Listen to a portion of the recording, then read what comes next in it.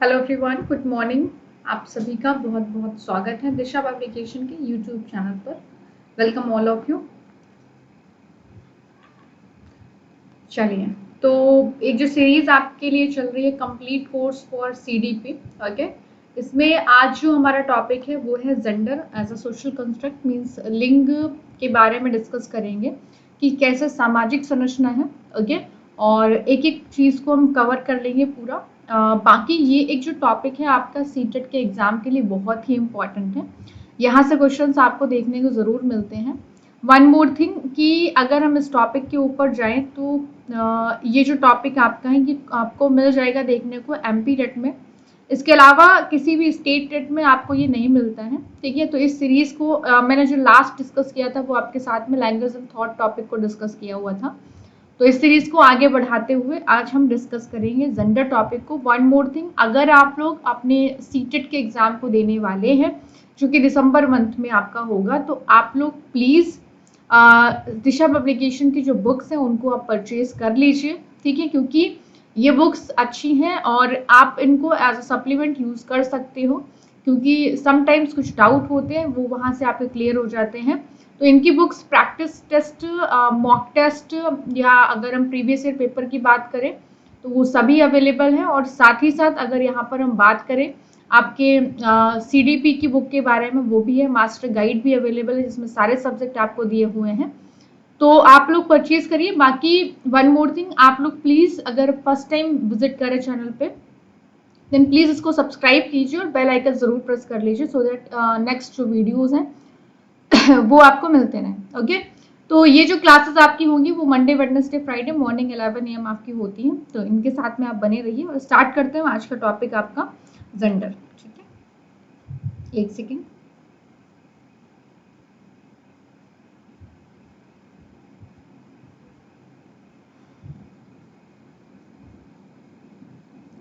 चलिए, तो सबसे पहले तो अगर हम बात करें जेंडर के बारे में, तो जो जेंडर आपका एक जो टर्म है, ठीक है, ये हम सामाजिक मानते हैं, है ना। इसको सोशल कंस्ट्रक्ट कहा गया है, सामाजिक संरचना कहा गया है। अब इसके पीछे रीजन क्या है, देखिए आकर के अगर हम देखें तो जो समाज है ना, जो समाज, जो भी समाज में रहने वाले लोग हैं वो ये तय करते हैं कि भाई समाज के लोग ये लड़का या लड़की क्या करेंगे, है ना। Boy and girl, male and female के जो रूल्स हैं उनको तय करते हैं। जैसे कि अगर हम बात करें, लड़कियां घर के काम करेंगी, लड़के बाहर के काम करेंगे। तो इसीलिए चूंकि समाज ये सब तय करता है, समाज में ये सब भूमिकाएं तय होती है, दैट्स वाई जेंडर को हम एक सोशल कंस्ट्रक्ट के नाम से जानते हैं। लिंग को एक सामाजिक संरचना कहा गया है, ठीक है। लेकिन यहीं पे अगर हम मेंशन कर दें, देखिए आकर के ध्यान दीजिए, अगर क्वेश्चन में मेंशन है जेंडर, तब ये आपका हो जाएगा सामाजिक संरचना, ठीक है। और इन केस अगर क्वेश्चन में आपका मेंशन है कि भाई, एक सेकेंड, अगर इन केस आपके क्वेश्चन में मेंशन है यहाँ पर सेक्स, ठीक है, देन आपका लिंग लिखा हुआ है, तब इसका मतलब यहाँ पर बात करी जा रही है कि ये है आपकी जैविक, ओके, बायोलॉजिकल टर्म है ये, ओके। तो ये आप याद रखिएगा, क्वेश्चंस यहाँ से आपका पूछा जाता है। ये जेंडर को हम सामाजिक कहेंगे। हिंदी में दोनों चीजें आपको सेम लिखी हुई मिलेंगी, इंग्लिश में चेंज होगा, तो वहां पर आप इस चीज को ध्यान दीजिएगा, ठीक है। आइए अब हम आगे बात करते हैं। देखिए, हमने जेंडर टर्म को तो समझ लिया कि क्यों इसको सोशल कहते हैं, क्या कारण है इसको सोशल बोलने के पीछे, ओके। एक टर्म आती है जिसे हम जानते हैं जेंडर बायस्ड के नाम से, ठीक है। सबसे पहले तो हम बात कर लेते हैं कि बायस्ड होता क्या है, मीन्स व्हाट इज पूर्वाग्रह, ओके। तो जब हम किसी भी स्टेटमेंट को बिना किसी पर्टिकुलर प्रूफ के कह देते हैं, है ना, बोलते हैं, तो इस चीज को हम जानते हैं पूर्वाग्रह के नाम से। मीन्स प्रीजस्टियल, और कोई स्टेटमेंट हमने बिना किसी प्रूफ के बोल दिया जिसके लिए हमारे पास में किसी भी तरह का कोई भी प्रूफ नहीं है। जैसे कि हमने बोल दिया कि लड़कियां कमजोर हैं, तो इसके लिए कोई प्रूफ नहीं हमारे पास में, बस हमने बस बोल दिया, कहीं ऐसा मेंशन नहीं है, ओके। तो ये चीज पूर्वाग्रह हो गई, एक हमारी एक स्टेटमेंट है जिसके लिए कहीं पर लिखा नहीं है, बट हम इस चीज को चला रहे हैं आगे, ठीक है। लेकिन जब अगर हम बात करें यहीं पर आकर के जेंडर बायस्ड क्या हो गया, तो लिंग पूर्वाग्रह का मतलब आपका ये हो गया कि जब हमने स्त्री या पुरुष को केंद्र में मान करके इनके लिए जब हमने कोई स्टेटमेंट दे दिया जिनके लिए हमारे पास में किसी तरह का कोई प्रूफ नहीं है, then this is called gender biased, लिंग पूर्वाग्रह, इसको हम फिर कह देते हैं। ठीक है, तो ये है बायस्ड और अगला जो टर्म है वो है जेंडर बायस्ड। अब हम आगे चलेंगे और बाकी की चीजों को देखते हैं। ठीक है, सबसे पहले देखो आकर के आपके एग्जाम में एक सेकेंड, अगर हम बात करें यहीं पे लिंग पूर्वाग्रह के बारे में, ठीक है, ध्यान दीजिएगा। जैसे कि ये एग्जाम्पल आपका तब होगा जब एक जेंडर को प्राथमिकता दी जाए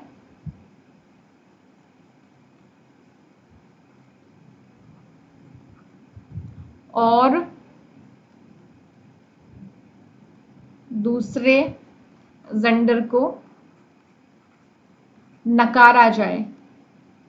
ठीक है, जैसे कि अगर हम ये कहें कि लड़कों को आप इनकरेज करिए भाई कुश्ती खेलें, है ना, ये करें। अब कोई टीचर अगर है तो भाई वो अपनी क्लास में लड़कियों के ऊपर ज्यादा ध्यान देता है, लड़कों के ऊपर कम ध्यान देता है। तो एक जेंडर को अगर हम इग्नोर कर रहे हैं और दूसरे जेंडर को हम प्रायोरिटी दे रहे हैं तो वहां पर हो जाएगा लिंग भेदभाव, है ना। लिंग पूर्वाग्रह या लिंग भेदभाव कोई भी टर्म आपको लिखी हुई मिल सकती है, तो आपको ध्यान से यहाँ पर आंसर करना रहेगा। ओके, जब भी कोई व्यक्ति एक जेंडर को इग्नोर करे और दूसरे जेंडर को priority they, this is called gender biasness या जेंडर डिस्क्रिमिनेशन, इसी चीज को हम कहते हैं। ठीक है, एक टर्म और आपकी आती है जिसे हम जानते हैं लिंग रूढ़िवादिता के नाम से, जेंडर स्टीरियोटाइप के नाम से जिसे हम जानते हैं। तो उस चीज को भी हम देख लेते हैं, एक सेकेंड। लिंग रूढ़िवाद, इनसे क्वेश्चंस बहुत से पूछे जाते हैं। ठीक है, जेंडर स्टीरियोटाइप, अब इसका मतलब है कि कोई ऐसा स्टेटमेंट दे देना जिसके लिए हमारे पास में कोई प्रूफ नहीं है, लड़का या लड़की को मान करके। जैसे कि अगर कोई व्यक्ति ये कहे कि लड़कियों के लिए सोशल साइंस है, सॉरी होम साइंस है, और लड़के मैथ पढ़ेंगे, तो इस ये क्या हो गया, ये जेंडर स्टीरियोटाइप हो गया ना, कि आपने उस पर्टिकुलर रोल को लिमिटेड कर दिया, आपने डिसाइड कर दिया, जबकि ऐसा नहीं होता है। अगर आप कह दें कि लड़के मैथ पढ़ेंगे और लड़कियों को मैथ नहीं आती, लड़कियां मैथ में कमजोर होती हैं, तो ये जेंडर स्टीरियोटाइप आपका स्टेटमेंट हो गया, जहां पर आप एक जेंडर को लिमिटेड कर दे रहे हैं। ठीक है, अगर कह दें कि फीमेल बहुत ही इमोशनल होती हैं और लड़के बहुत ही कठोर होते हैं, तो ये जेंडर स्टीरियोटाइप हो गया। अगर ये कह दें कि बॉयज कैन नॉट क्राई, है ना, लड़के रो नहीं सकते, तो ये जेंडर स्टीरियोटाइप हो गया, भाई क्यों नहीं रो सकते हैं, है ना। तो ये जो आपकी चीजें हैं ये जेंडर स्टीरियोटाइप को दिखाती हैं। ओके, या अगर हम कह दें कि भाई लड़कियां सारे घर के काम करेंगी और लड़के सारे बाहर के काम करेंगे, तो देखो ऐसा कहीं पे मेंशन नहीं है कि लड़कियों के काम हमने डिसाइड कर दी और वो घर की काम करेंगी, है ना। तो ये सब जो सोच आपकी है, ये सब जो चीजें हैं वो जेंडर स्टीरियोटाइप को शो करती हैं, लिंग रूढ़िवाद। हम कभी भी अपनी क्लासरूम में जेंडर स्टीरियोटाइप या जेंडर बायस्ड होने को, डिस्क्रिमिनेशन वगैरह को बढ़ावा नहीं देते हैं, और कभी भी आपको अपनी क्लास में किसी भी बेस पर बायस्ड या डिस्क्रिमिनेशन नहीं करना है, चाहे वो मेल हो या फीमेल हो, चाहे वो कास्ट हो। ठीक है, तो इसके बीच में आपको यहाँ पर डिस्क्रिमिनेशन नहीं करना है। ठीक है, तो ये पॉइंट आप ध्यान रखिएगा। अब अगर हम कुछ एग्जाम्पल लें जिन पर आपको क्वेश्चंस देखने को मिल जाते हैं, तो उन एग्जाम्पल को हम देख लेते हैं। वेट अ मिनट, देखिए आकर के आज के टाइम पे भी आपने देखा होगा कि लड़के की चाहत में भाई, है ना, जनसंख्या वृद्धि हो रही है क्योंकि लड़कियां हो रही। तो आज के टाइम पर भी अगर हम परिवार का वारिस के बारे में बात करें तो कौन है, बेबी बॉय को ही माना जाता है। जबकि अगर कोई लड़की जन्म ले रही है तो वहां पर क्या है, सैडनेस है, शिशु भ्रूण हत्या का, जो बच्ची शिशु है वो भ्रूण हत्या का शिकार हो रही है। तो ये एग्जाम्पल है हमारे समाज में लिंग रूढ़िवादिता का, है ना, ये एग्जाम्पल है जेंडर बायस्ड होने का हमारे समाज में। ओके, जबकि हमारे स्कूल में किसी तरह का कोई सॉलिड प्रूफ नहीं है, स्टिल होम साइंस को लड़कियों का सब्जेक्ट बना दिया गया। अभी कोई लड़का कहते कि हम होम साइंस से करेंगे, तो घर वाले क्या कहेंगे, तुम लड़की हो क्या जो होम साइंस से करोगे, है ना। तो लड़की हो, लड़कियों का फेवरेट कलर गुलाबी होता है, अभी लड़का कोई गुलाबी कोई चीज ले ले तो भी कह देंगे तुम लड़की हो, तुमको गुलाबी कलर पसंद है। तो हमने इवन यहाँ पर कलर तक को भाई जेंडर के साथ में जोड़ दिया है, ठीक है।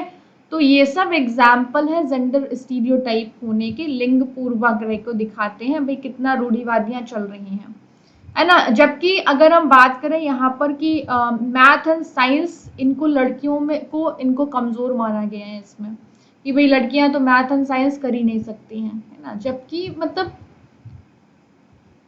कुछ जगहों पर ये धारणाएं चेंज है, लेकिन अभी भी स्टिल ये सब चीजें चल रही हैं, ओके। अभी भी अगर हम बात करें, अगर हम धार्मिक ग्रंथों में भी बात करें, तो भाई जो महिलाओं का अस्तित्व है उसको नकारा ही गया है, इग्नोर किया गया है, या तो उसको झगड़े का ही कारण बताया गया है, ठीक है। जो भी फीमेल का आपका एग्जिस्टेंस है तो इसको एकदम ही डिनाई किया गया हुआ है। कहते नहीं कि जर जोरू जमीन, है ना, लड़ाई के कारण होते हैं। तो बेसिकली यहाँ पर भी स्टीरियोटाइप हो गए, है ना, ऐसी बातें बोल करके। तो अगर अब हमारी क्लास में हम स्टीरियोटाइप नेचर को फेस कर रहे हैं तो हम कैसे दूर कर सकते हैं इस चीज को, तो उन चीजों को ऊपर हम देख लेते हैं। आइए, तो लिंग पूर्वाग्रह को दूर करने के उपाय हैं कि भाई सरकार जेंडर इक्वलिटी को बढ़ावा दे। लिंग समानता का मतलब है कि दोनों जेंडर को बराबर अवसर मिलने चाहिए, चाहे वो मेल हो या फीमेल हो, है ना। तो ये चीज आपके ऊपर ध्यान देनी चाहिए, जितने राइट्स बॉयज को मिलते हैं उतने राइट्स गर्ल्स को भी मिलने चाहिए, ओके। तो सरकार के द्वारा लिंग समानता को बढ़ावा दिया जाए। अगला पॉइंट है, अब आपने देखा होगा जब बच्चियां जैसे 1 to 5 तक पढ़ लिया, 6 to 8 तक पढ़ लिया, उसके बाद में वो ड्रॉप करना स्टार्ट करते हैं स्कूल को। आगे की पढ़ाई बहुत ही कम है जो लोग कवर करते हो, जो लोग पूरी करते हो, ठीक है।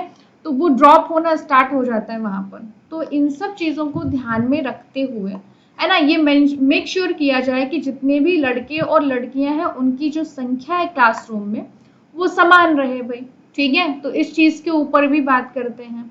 आइए, अब हमारी फैमिली से ही डिस्क्रिमिनेशन स्टार्ट हो जाता है अगर हम देखें तो, है ना। एक सेकेंड,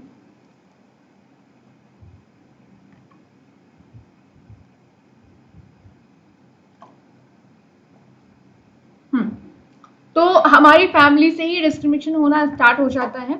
लड़के लड़कियों में पेरेंट्स ही भेदभाव करना स्टार्ट कर देते हैं, लड़कियों को स्कूल अच्छे नहीं भेज रहे हैं, लड़कों को भेज रहे हैं, है ना। लड़कियां बाहर नहीं जा रही, लड़के बाहर जा रहे हैं। तो शुरुआत हमारे घर से ही हो जाती है, और जब शुरुआत हमारे घर से हो जाती है तो वो मेंटेलिटी फिर समाज की होना तो तय ही है, नो डाउट, है ना।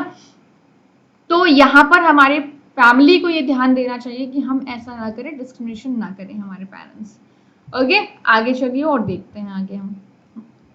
अब अगला पॉइंट देखिए, बालक बालिकाओं को रूढ़िवादी भूमिकाओं के विपरीत भूमिकाओं में रखना, मीन्स इनको नॉन ट्रेडिशनल रोल में रखा जाए। अब मैं बताती हूँ नॉन ट्रेडिशनल रोल क्या होता है।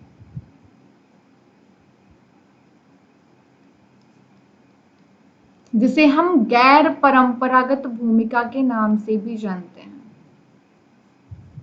अब जैसे आप देखिए, हमारे दिमाग में ये होता है कि लड़कियां घर के काम करेंगी, लड़के बाहर के काम करेंगे, ऐसा हमारे दिमाग में होता है, ठीक है। तो हमने क्या किया, इनके रोल को चेंज कर दिया, ओके। अब हम वो ट्रेडिशनल रोल में नहीं रख रहे हैं, हमने इनके रोल को चेंज कर दिया। अब हम इनको रख रहे हैं, लड़कियां बाहर के काम कर रही हैं और लड़के घर के काम कर रहे हैं।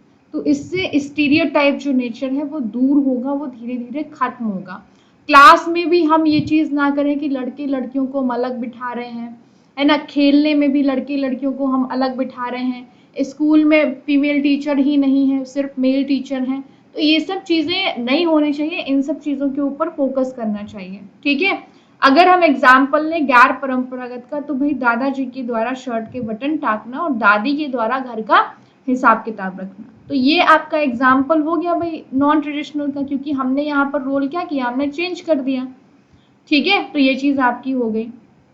अब देखो आकर के आपको क्वेश्चंस यहाँ पे कैसे मिलेंगे, फर्स्ट मैं इनको डिस्कस कर दूं।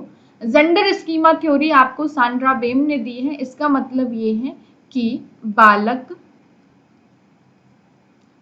लिंग के प्रति, मीन्स जेंडर के प्रति अवधारणाएं अपने समाज से बनाते हैं, ठीक है। जो वो चीजों को देखेंगे और उसी पर बेस्ड उनका रहेगा। जैसे कि लड़के देखते हैं ना कि मम्मी घर के काम कर रही, पापा बाहर के काम कर रहे हैं, तो भाई ऐसे ही होता होगा आपका, है ना। तो इसलिए हम घर के कोई काम नहीं करेंगे, ठीक है। मम्मियाँ भी यही करते हैं कि लड़कियों से सारे घर के काम कराते हैं, लड़कों को किसी काम में नहीं इन्वॉल्व करती हैं। तो ये सब चीजें यहाँ पर यही दिखा रही कि जेंडर स्टीरियोटाइप है, ओके। तो इसकी जेंडर स्कीमा थ्योरी आपको दिया है सांड्रा वेम ने कि बालक लिंग के प्रति अवधारणाएं अपने समाज से सीखता है, अपने समाज से बनाता है। अब क्वेश्चंस आपको यहाँ पर कैसे मिलेंगे? क्वेश्चंस में आपके मेंशन रहेगा, जैसे मान लो कि किसी प्रश्न में लिखा हुआ है कि सॉरी लड़कियों के लिए कोई पिताजी गुलाबी रंग की फ्रॉक लेकर के आते हैं, लड़कों के लिए ब्लैक रंग का सूट लेकर के आते हैं, या लड़कियों के लिए कोई फादर गुड़िया लेकर के आता है और लड़कों के लिए कोई फादर हेलीकॉप्टर और कार लेकर के आते हैं, ठीक है। तो ये क्या हो गया? या लड़कियों को हमने कह दिया तुम एक शिक्षिका बन सकती, हाउसवाइफ बन सकती हो, लड़के बनेंगे डॉक्टर और इंजीनियर। तो यहाँ पर हमने फिर इनके जेंडर को क्या कर दिया? हमने इनके जेंडर को रोक दिया, ठीक है। हमने इनकी चीजों को लिमिटेड कर दिया। तो ये आपके एग्जाम्पल हो जाते हैं जेंडर स्टीरियोटाइप के। तो हमें कभी भी ये चीजें नहीं करनी है, आप हमेशा इस चीज को याद रखेंगे, ठीक है। अब देखो आकर के कि हमें क्लासरूम में भी भाई अलग अलग नहीं बिठाना इन लोगों को, है ना। हम क्लासरूम में भी इन लोगों को अलग अलग नहीं बिठा सकते हैं। तो इस चीज को हम क्या कहेंगे? वहां पर भी को एजुकेशन के बारे में हम बात करते हैं, ठीक है, चाहे मेल हो या फीमेल, सबको हम एक साथ पढ़ाने की बात करते हैं। अब मेरी बात को ध्यान से सुनिएगा, आप यहाँ पर आकर के देखो जेंडर इक्वलिटी का मतलब क्या है, समझिएगा। जेंडर इक्वलिटी जैसे हम कहते हैं लिंग समानता, ठीक है। तो जेंडर इक्वलिटी का मतलब है कि भाई दोनों जेंडर को समान अधिकार और समान अवसर प्रदान किए जाएं, ठीक है। समान अधिकार एवं समान अवसर प्रदान किए जाएं, ठीक है। तो इस चीज को हम कहते हैं जेंडर इक्वलिटी, ओके। तो बेसिकली अब आपने देखा होगा, अगर हम बात करें 12th क्लास, हम अगर लिंग समानता का एक क्राइटेरिया नापने चले तो आपने एक चीज देखी होगी 12th क्लास में भाई लड़कियों की संख्या बहुत कम होती, लड़के क्लास में होते हैं। तो ये क्या है? इसका मतलब है कि जेंडर इक्वलिटी नहीं है भाई, है जेंडर लिंग समानता है ही नहीं क्लास में। तो इस बेस पे भी हमको पता लग सकता है कि कितना जेंडर इनइक्वलिटी चल रहा है। तो भाई जेंडर इक्वलिटी का मतलब आपका यही होता है कि भाई हमारे जो दोनों जेंडर हैं, ठीक है, उनको सेम अपॉर्चुनिटी भी दी जाए और सेम उनको राइट्स भी दिए जाएं। तो भाई एक बार कमेंट बॉक्स में आप मुझे ये बता दीजिए कि भाई जेंडर है क्या, जल्दी से आंसर कर दो, सोशल है या बायोलॉजिकल है? आंसर करिए, चलिए।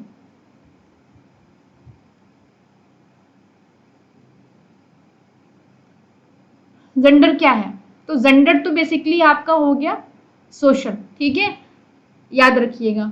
मैं एक बार फिर से लिख देती हूँ ताकि कभी भी आप गलत ना करें, ओके, इम्पॉर्टेंट है आपके लिए।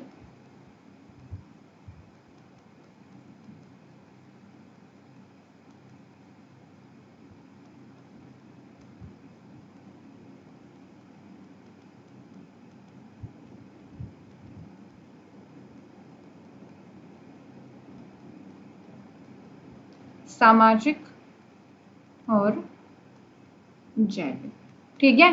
तो इस चीज को मिस मत करना। एक टर्म आती है जेंडर कंसिस्टेंसी के नाम से, जैसे हम जानते हैं। तो जेंडर कंसिस्टेंसी का मतलब होता है कि जो बच्चे हैं, ठीक है, वो एक टाइम पे इवेंचुअली खुद ही, ओके, जान जाते हैं जेंडर के बारे में, किसके क्या रोल है, ठीक है। अब इनको ये चीज पता लग जाती है। जेंडर कंसिस्टेंसी का मतलब आपका ये होता है कि उनको जो पता है कि biological sex is fixed and permanent, means अगर हम लड़की हैं तो हम लड़की ही रहेंगे। एक टाइम पे इवेंचुअली उनको ये पता लग जाता है, और लड़के हैं वो लड़के ही रहेंगे, इस चीज के बारे में पता हो जाना, इसी चीज को हम कहते हैं जेंडर कंसिस्टेंसी, ठीक है। और अगर हम बात करें यहाँ पर जेंडर स्टेबिलिटी के बारे में, ओके, तो जेंडर स्टेबिलिटी का मतलब आपका सिंपल सा है, वही चीज है ना कि जेंडर बेसिकली जेंडर स्टेबिलिटी और जेंडर कंसिस्टेंसी एक सेम ही टर्म होती है कि 3 से 6 साल में एक बच्चे को ये लगना शुरू हो जाता है कि जो हमारा बायोलॉजिकल सेक्स है, मीन्स मेल या फीमेल जो है हम, तो वो चीज आगे चल करके चेंज नहीं होगी, ये चीज वो पहचान जाते हैं। ठीक है, तो एक बार इस चीज को हम देख लेते हैं। फर्स्ट ऑफ ऑल ये बहुत ही इंपॉर्टेंट टॉपिक है जेंडर आपका, ठीक है, पूछ लिया जाता है। तो जेंडर आपको मैंने बता, दो टर्म आपको एकदम भूलनी नहीं है, एक आपका हो गया जेंडर स्टीरियोटाइप, एक आपका हो गया जेंडर डिस्क्रिमिनेशन। ठीक है, यहाँ से क्वेश्चंस आपके पूछे जाएंगे, तो एक बार मैं आपको रिवाइज कर देती हूँ। जेंडर बायस्ड होना क्या होता है? जेंडर बायस्ड का मतलब आपका होता है कि जब हम एक जेंडर के प्रति एक ऐसा कॉन्सेप्ट बना ले अपने माइंड में जो कभी हम चेंज ना करें और उसके लिए कोई प्रूफ नहीं, जैसे कि हम कहें कि लड़कियां शिक्षक बनेंगी और लड़के डॉक्टर इंजीनियर बन सकते हैं। ठीक है, ये हमारा जो पॉइंट हो गया, ये हो गया इसी चीज के बारे में। और एक जो अगर हम बात करें यहाँ पर, वो पॉइंट आपका, जैसे कि अगर हम ये बात बोले कि हाँ, एक जेंडर को हम प्रायोरिटी दे रहे हैं, एक जेंडर को इग्नोर करें, तो दिस इज जेंडर डिस्क्रिमिनेशन। जैसे कि क्लासरूम में आप देखते हो कुछ मेल टीचर होते हैं, वो मेल बॉयज को ज्यादा इंपॉर्टेंस देते हैं लेकिन गर्ल्स को भी इग्नोर कर देते हैं। फीमेल टीचर कुछ ऐसी हो जो फीमेल स्टूडेंट को मीन्स गर्ल्स को ज्यादा इंपॉर्टेंस देती हैं और फीमेल को एकदम है ना इग्नोर कर देती हैं। तो this is called gender discrimination. और ऊपर इससे पहले जो मैंने आपको बताया that is called gender stereotype. तो एक बारी में सारी स्लाइड आपको दिखा देती हूँ, क्योंकि बहुत ही छोटा सा टॉपिक है, बहुत बड़ा टॉपिक नहीं, लेकिन बहुत ही इंपॉर्टेंट टॉपिक है, याद रखिएगा। इसके अगला जो टॉपिक आएगा वो इंडिविजुअल डिफरेंसेस आएगा। एक बार ये सारी स्लाइड आप लोग देख लीजिए। तो हमने स्टार्ट किया था यहाँ से क्लास को, ठीक है, सारी चीजें आप स्क्रीनशॉट ले लो, इसीलिए मैं आपको पूरा जूम करके दिखा देती हूँ ताकि आप स्क्रीनशॉट ले सकें इस पूरी क्लास का, है ना। चलिए एक बार देख लीजिए आप पूरा।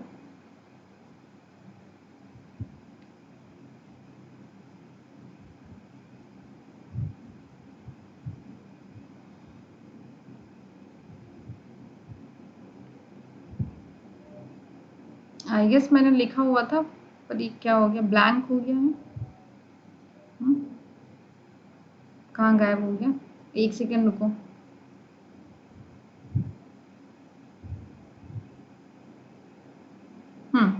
ये जो मैंने आपके लिए लिखा था ये ब्लैंक ही हो जा रहा है। बिल्कुल कोई बात नहीं, आप इसको यहाँ से देख लो, ठीक है, स्क्रीनशॉट इसका ले लो, क्योंकि ये सारी टर्म आपके लिए बहुत इंपॉर्टेंट है। आप किसी भी एक टर्म को मिस नहीं कर सकते हो।